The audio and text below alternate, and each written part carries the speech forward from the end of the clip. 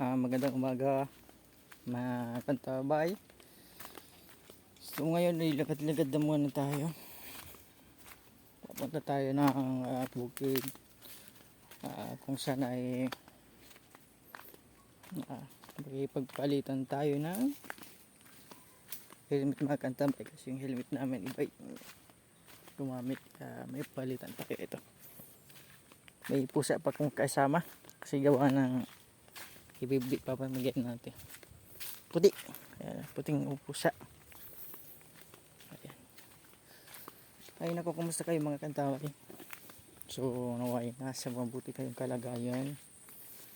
At sa mga gapo nating mga manggagamot. Ayan. Medyo mainit na mga kantaway yung lakad natin, pero titingin tayo sa mga daanan kasi gawa ng baka kung may ahas. Ayan. Ay mga kantabay, so bakit naman tayo ulit? Medyo madamo na yung daanan. Hira na tayo magaway dito mga kantabay. Kaya nga kung may mga sadya tayo, pagpabukid tayo mga kantabay. So lakad-lakad naman tayo para mag-exercise naman. Ito, ang daming mga kantabay bayabas. Tik sa bunga. Yan.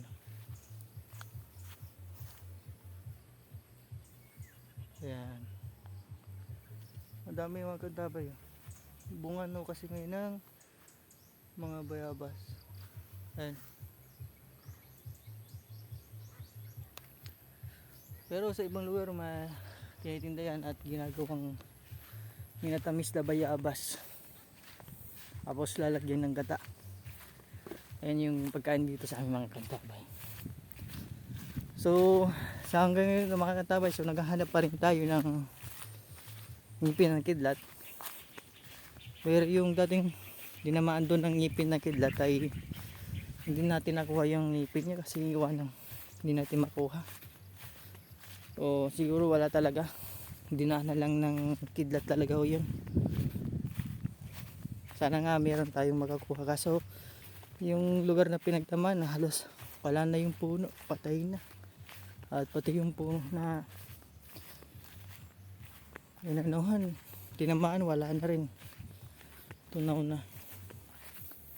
Sana ay kahit pa paano makakuha kahit kaunti lang. Malaking bagay kasi mga kantabay pag ikaw yung makakakuha ng ngipin ng kidlat. At dito pasok na tayo na naman. Ayan. Hindi ganito dito mga kantabay makahoy. May hinukayan dyan, banda dyan ng nasabing trisyo dati. Dyan parting yun, malalim na balon mga kantabay. At saka dyan yan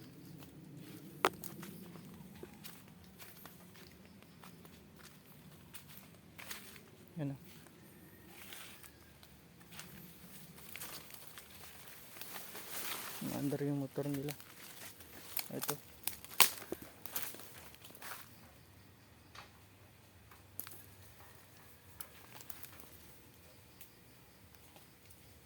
yung mga kantabay, yung pinag-ukayan. Malalim yun mga kantabay, dalawa. Sabi daw walang nakuha, pero meron yan. Dito muna tayo mga kantabay.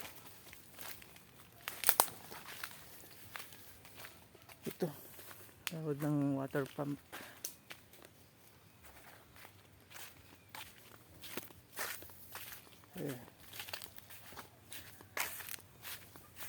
Lakad mo tayo para may exercise naman tayo.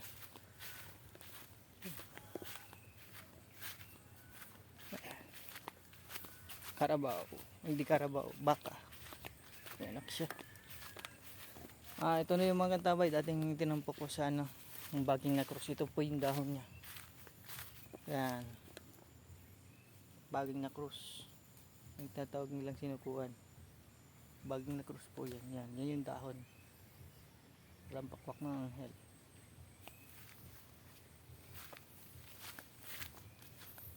So, yan yung mga kantabay na sinasabing sinukuan. Pag pinutol mo siya, may krus sa gitna.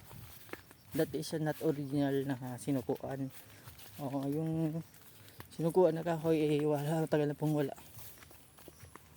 Kung meron man, ilan lang yung papakitaan ng may wagang kakayat.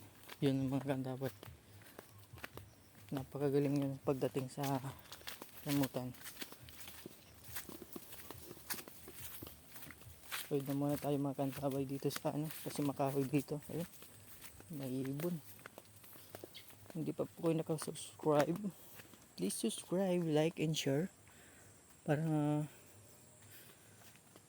matulungan po natin yung iba.